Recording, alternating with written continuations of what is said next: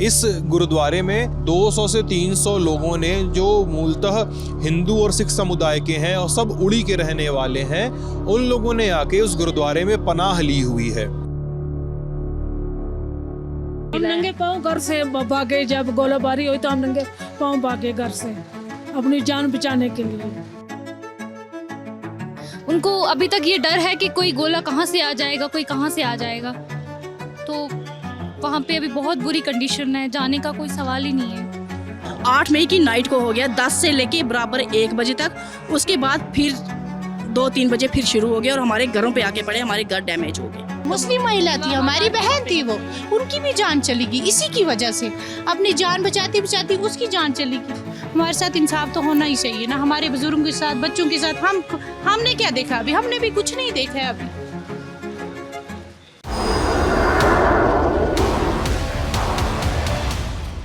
नमस्ते, मेरा नाम है सिद्धांत और इस समय हम लोग हैं जम्मू कश्मीर के कश्मीर वाले हिस्से में। आप अभी तक की जो रिपोर्ट्स देख रहे थे वो जम्मू संभाग से थी, क्योंकि वहाँ पर एलओसी की तरफ से और आईबी की तरफ से शेलिंग हो रही थी, उसका रिटेलिएशन हो रहा था। हम पीर पंजाल की पहाड़ क्रॉस करते हुए मुगल रोड से होते हुए फिर कश्मीर में दाखिल हुए और इस समय जहाँ खड़े हैं इस इलाके को कहते हैं बारामूला। बारामूला से मेरे बाईं हाथ और अगर आप बढ़ेंगे इस ओर तो 40-50 किलोमीटर चलने पर एक इलाका पड़ता है जिसे कहते हैं उड़ी। उड़ी वही सेक्टर है जहां पर भी एलओसी से हो रही लगातार शेलिंग का खामियाजा वहां के स्थानीय लोगों को भुगतना पड़ा है। अब हम बारामूला में रह के उड़ी की बात क्यों कर रहे हैं इसको समझ लीजिए। ये है छवी पाछई गुरुद्वारा जो बारामूला में मौजूद है। इस गुरुद्वारे में 200 से 300 लोगों ने जो मूलतः हिंदू और सिख समुदाय के हैं और सब उड़ी के रहने वाले हैं, उन लोगों ने आके उस गुरुद्वारे में पनाह ली हुई है। स्थितियां शांत कब होंगी नहीं पता। आज 12 मई को ये वीडियो शूट कर रहे हैं और इसके पहले सीज फायर वायलेशन की खबरें, अपुष्ट खबरें और अपुष्ट दावे सामने आते रहे हैं। हम वहाँ के लोगों से जो खड़े हैं फ्रेम में उनसे पूछेंगे कि वहाँ पर हुआ क्या और किन परिस्थितियों में उन्हें यहाँ आना पड़ा है। किससे बात करूँ सबसे पहले? देखिए ऐसा है, जो भी जहाँ बोलना चाहे बोल सकता है, बड़े बूढ़े बच्चे कोई भी बोल सकता है, पुरुष महिला ऐसा कुछ नहीं है। तो आप सब लोग कहाँ के? उड़ी के ही रहने वाले हैं? ये हैं सर। हाँ। कितनी बड़ी आबादी है उड़ी की? उड़ी 300, हमारा जो वहाँ पे एरिया है 300 होगी, है ना। पॉपुलेशन तो बहुत ज़्यादा है, मगर हमारे एरिया की मैं बता रही हूँ 100 फैमिलीज हैं जो यहाँ पे आई हुई हैं। अच्छा। जी। हमें जिस नाइट फर्स्ट टाइम शुरू हुई रात को 2:30 बजे का टाइम था। आपके यहाँ से एलओसी कितना दूर है? एरियल डिस्टेंस मतलब हवा में जैसे हम यहाँ रहते हैं वहाँ देखिए आप, होगा मुझे लगता है इतना तो होगा। हाँ 5 किलोमीटर तक होगा। मतलब हवा में डिस्टेंस 5 किलोमीटर के आसपास है आपके यहाँ से एलओसी की डिस्टेंस। ठीक है, अब बताइए। हम उस नाइट तो हमारे पे जो गुजरी, ठीक है। दूसरे दिन हमने सोचा चले जाएंगे। हमारे जो बड़े बुजुर्ग मान ही नहीं रहे थे नहीं जाने के लिए, बोलते हैं कोई बात नहीं। फिर 10 बजे का टाइम था, फिर दोबारा से इतनी कंडीशन ख़राब हो गई कि हमने सोचा आज क़यामत का ही दिन है। आज हम टोटली 7 मई की 8 मई की किस दिन की बात कर रहे हैं? 10 मई की बात कर रहे हैं। हाँ 10 मई की। 9 मई नहीं, एक सेकंड मैं कंफर्म कर दूं। 6 मई की रात को इंडिया ने हमला किया, ठीक है। पहले 3 बजे। हाँ, उसके बाद 3 बजे पहले हमला हो गया आपके यहाँ। पहले हमला हमें हो गया, उसके बाद 7 मई को नहीं हुआ, 8 मई की नाइट को हो गया 10 से लेके बराबर 1 बजे तक। उसके बाद फिर 2-3 बजे फिर शुरू हो गया और हमारे घरों पे आके पड़े, हमारे घर डैमेज हो गए। किस तरह की चीजें गिर रही हैं आपके यहाँ? क्या गोले ये किस्म के ड्रोन हैं या गोले हैं? 25 मुझे लगता है मैक्सिमम गिरते थे।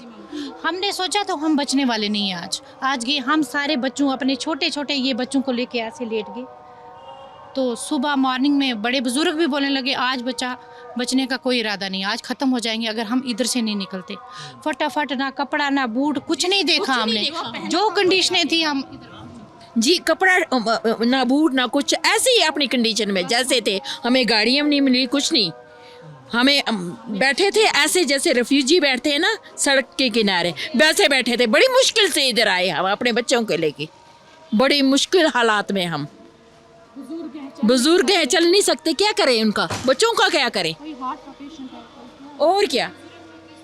छोटे छोटे बच्चों को लेके हम यहाँ पहुँचे और हमारे बुजुर्गों को नज़र भी नहीं आता था। हाथ पकड़ पकड़ के इधर तक पहुँचे, हमें इधर इन्होंने पनाह दी, हमें गुरु जी के द्वार पे हम आए।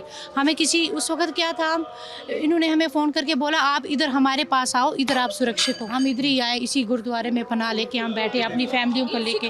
मैं बोलती हूँ इन सिख भाइयों ने हमें अपने इधर रहने की शरण दी, और क्या। बड़े अच्छे तरीके से इन्होंने ब्रेव किया हमारे।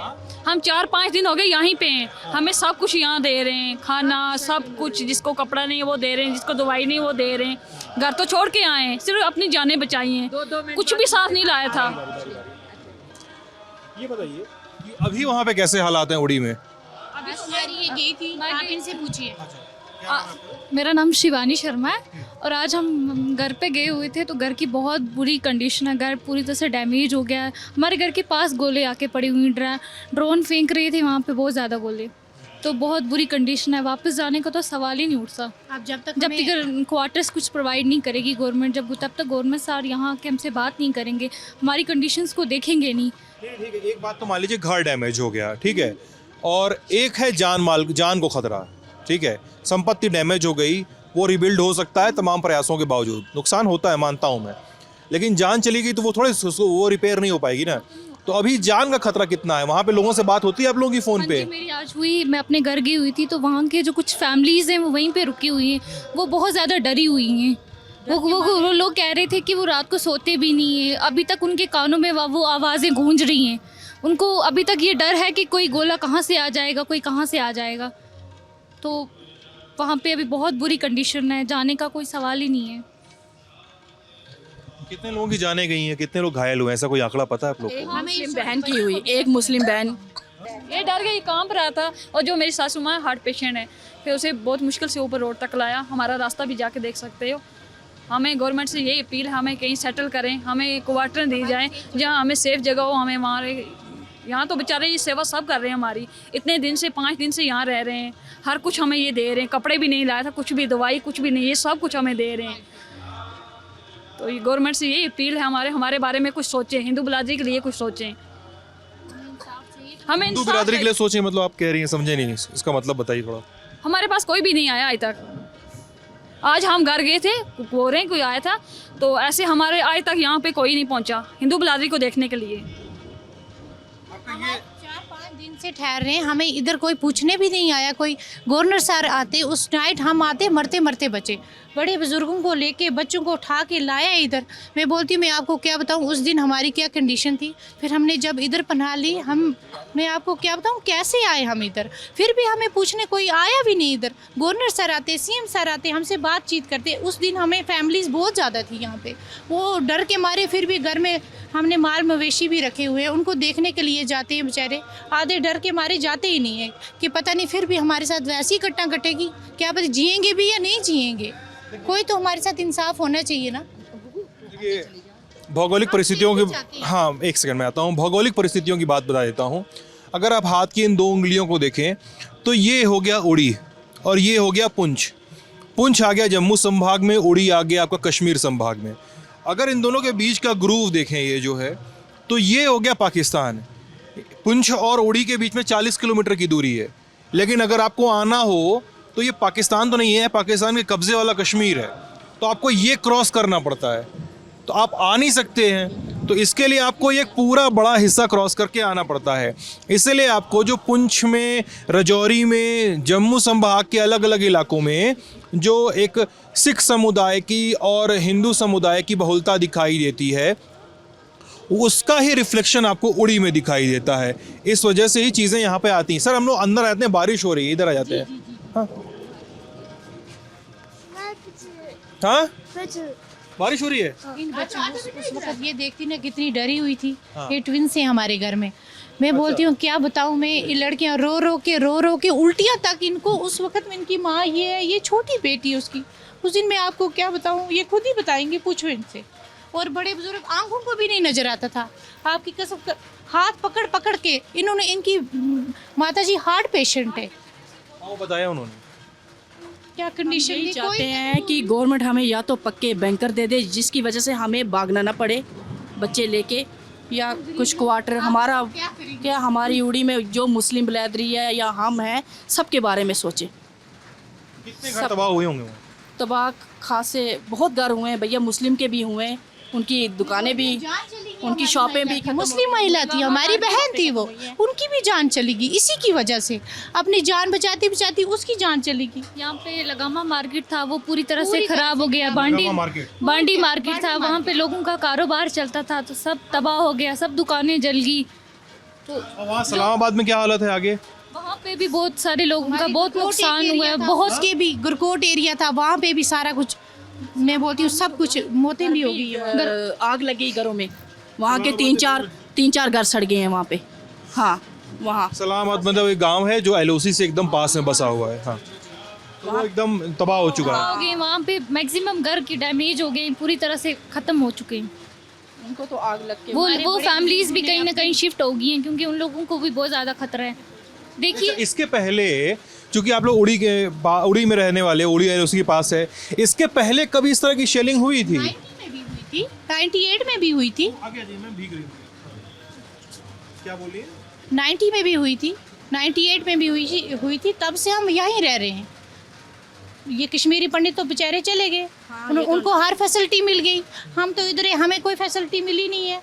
एजुकेटेड लोग हैं यहाँ पे बेचारे, खून पसीना ला के हमारे पेरेंट्स से हमारे लिए मकान बनाए, अब हम वो सारे डैमेज हो गए, हम कहाँ से लाएंगे इतने पैसे? पढ़े लिखे बैठे हुए हैं, अगर कोई इनकी नौकरियाँ होती, चलो कुछ 4 पैसे आते तो अपना खुद ही बना लेते, हम कहाँ जाएंगे आप बताओ? ये मैं देखो ना, पूछिए आप इनसे, हमारे साथ इंसाफ होना चाहिए ना। वहाँ बंकर नहीं मिले आप लोगों को? कुछ नहीं मिला, कुछ भी नहीं मिला है तक। लेकिन बॉर्डर के पास के लोगों को तो बंकर मिलने का वो नियम है ना। पूछने तक मिले नहीं हमें, आए वहाँ। गांव में लगामा गांव उड़ी में किसी को भी नहीं हम मिला है। नंगे पाँव घर से भागे, जब गोलाबारी हुई तो हम नंगे पाँव भागे घर से अपनी जान बचाने के लिए। अभी गुरुद्वारे में बैठे हैं, वाहिगुरु की कृपा है हमें, पर सबको गुरुद्वारे में हमें सब कुछ मिलता है, कैसे जाएंगे? बहुत कुछ मिलता है। क्या करें? जो परिवार आज वापस गए हैं वो क्या बता रहे हैं? कुछ लोग तो गए ना। फैमिली मैक्सिमम चली गई, कुछ फैमिली हमारी यहाँ पे हैं, मगर वो क्या करें, घर में माल मवेशी रखें, अपनी इंसान करता है बच्चों के लिए सारा कुछ करता है, वो चला गया, वो बोलता है कोई बात नहीं, मरना होगा, मर जाएंगे, मगर क्या करें, इतने दिन से घर भी बंद हुआ है, डैमेज हैं, तो फिर भी चले गए वो। खौफनाक, आज ये भी गई थी, बोलती उधर की हालत देखी ही नहीं जाती हमारी। कुछ लोगों ने मुझे बताया कि वहाँ पे अभी भी कई सारे राउंड और मोर्टार शेल जिंदा पड़े हुए हैं कई इलाकों में जो एक्सप्लोड नहीं किए हैं। कितनी सच्चाई है इस खबर में? कितनी सच बात है ये? ये 80% सच बात है। अच्छा, हाँ जी, हाँ जी। ऐसा है? उस चीज़ को रिकवर नहीं किया गया, कोई टीम नहीं आई उसको इन्वेस्टिगेशन करने के लिए, उनको आना चाहिए था देखने के लिए। अच्छा, हाँ जी, अभी शेल पड़े हुए हैं, जिंदा शेल पड़े हैं जो फटे नहीं है। हाँ जी, बिल्कुल पड़े हुए हैं। मुझे पता नहीं, मैंने सुना इसलिए मैंने पूछा आप लोगों से बस। उनको अभी डैमेज नहीं किया उन्होंने, अभी हैं वहाँ पे। शाम को वो बोलने लगी हम पहले सैनिटाइजर करेंगे, आप शाम तक रुकिए इधर, उसके बाद हम देखेंगे, कल आप घर जाना, ऐसे हमें बोला गया है। अभी सैनिटाइज करेंगे, वो ऐसा बोला उन्होंने? हाँ बोला था उनको, उन्हें बोला था, मगर अभी फिर भी डर के मारे बच्चों को लेके क्या हम क्या करें, हमारे साथ इंसाफ करो, हम कहाँ जाएंगे? पर इधर बारामूला शहर में शेलिंग हुई? यहाँ पे जब हम रह रहे हैं, यहाँ पहाड़ियों में हमें आवाज़ आई थी। पहाड़ियों में? आवाज आई थी।